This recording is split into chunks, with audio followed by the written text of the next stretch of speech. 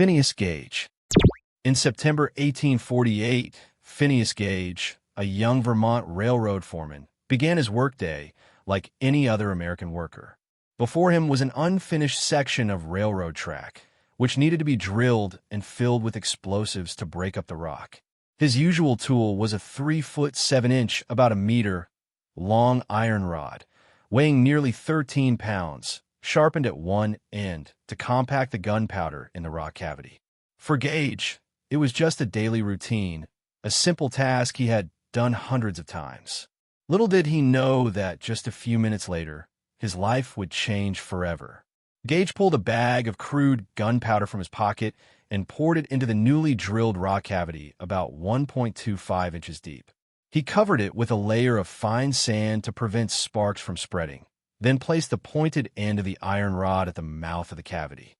With his calloused hands, he used all his strength to compress each stroke firmly. The clang, clang sound echoed throughout the construction site. The other workers continued their work, not looking back.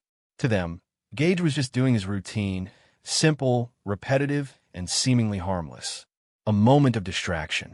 The tip of the iron bar slid down, hitting the hard stone edge. There was a loud clang. Sparks flashed, catching the gunpowder. The explosion tore through the air, throwing Gage backward. The iron bar, 3 feet 7 inches long and weighing nearly 13 pounds, flew like a cannonball. It pierced through his left cheek, crushing his cheekbone, blowing out his eye. Then the steel tip continued straight up his skull, through the top of his head, before flying out the back, slamming into the ground dozens of feet away. Blood sprayed. A chunk of brain matter flew out, glowing red on the dusty ground. A scream rose, then died. The whole site was dead silent, the smell of gunpowder and hot iron fumes filling the air. Miraculously, Gage did not collapse immediately.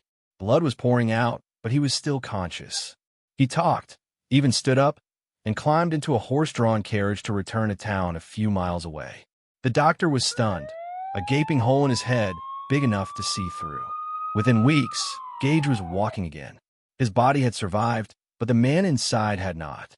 He had gone from a calm, reliable foreman to a hot-tempered, violent, impulsive man. Friends whispered, "That's not Gage anymore." The steel rod had not only pierced his head, it had torn his personality apart.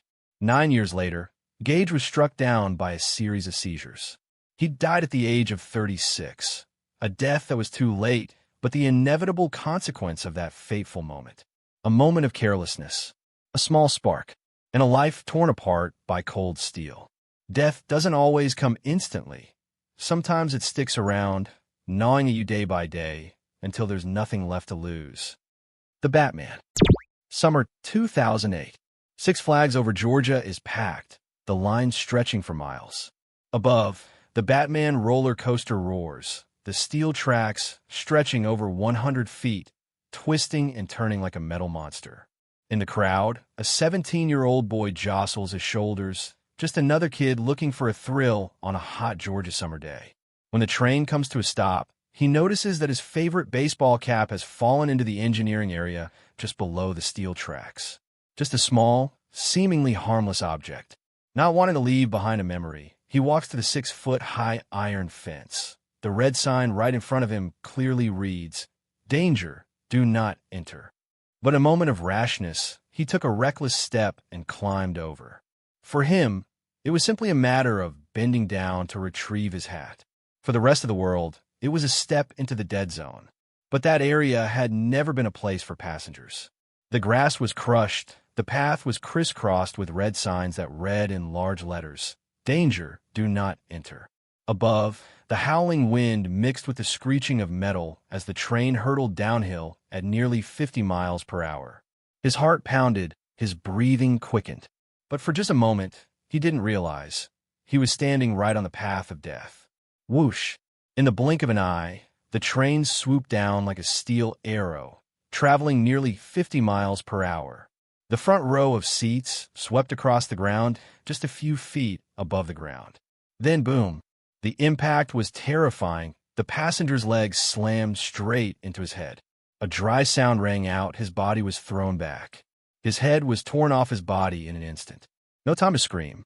Only a lifeless body collapsed onto the cold cement floor. The screams of the witnesses echoed throughout the amusement park.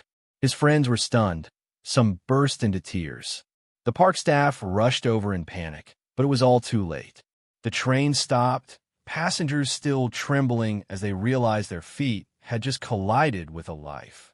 The shocking incident became a haunting memory that lasted for years for those who witnessed it. Just a few seconds of mistake, just a hat, just a step over the fence. And the price to pay was a life. In a world of steel machines, just a second of carelessness is enough to turn joy into eternal tragedy. The highway racing incident.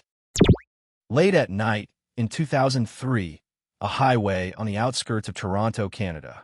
There were no cars, only the yellow street lights shining on the asphalt. The roar of two sports cars rushed through the night. The headlights cut through the darkness. The tires screeched as if signaling a life-or-death battle. For the two young drivers, this was no longer a public road, but their own racetrack. The speedometer jumped past 100, then 120, reaching 140 miles per hour. The engine roared, the exhaust sounding like a scream, challenging death. The wheels clenched the road, leaving long, black rubber streaks. In the cockpit, adrenaline pumped through every vein, the pounding heartbeat mixed with the screeching sound of the engine. The two cars were parallel, side by side like two steel arrows, leaving everything behind. For them, this was no longer traffic, but a game of bravery, a display of youthful speed. But 140 miles per hour leaves no room for error. A small patch of sand, a few inches off the wheel can be fatal. And then it happens. A car lurches. Tires screech, the smell of burning rubber. The steering wheel twists, but the car is out of control. The wind whistles in your ears, your heart races. Ahead, the black shadow of a concrete pillar appears, growing larger by the millisecond. There's no escape. The sound of impact tears through the night. The car slams into the pillar with the force of a rocket. In an instant, the body splits in two, steel flying everywhere, sparks flying like an explosion. The driver's body is no longer intact, torn apart, pieces flying all over the road. Smoke, fire, the smell of blood, and hot metal combine to create a hellish picture. The last sound is the tinkling of debris scattered on the asphalt, cold and suffocating. The scene turned into a nightmare. Passers-by stopped, stunned by the chaos. Half the car was still stuck in the concrete. The other half was scattered across the road. The driver's body was torn apart, scattered like rags. Some witnesses covered their mouths and vomited. Others called 911 in a trembling voice. When the police and firefighters arrived, they could only describe, it didn't look like an accident. It looked like an explosion.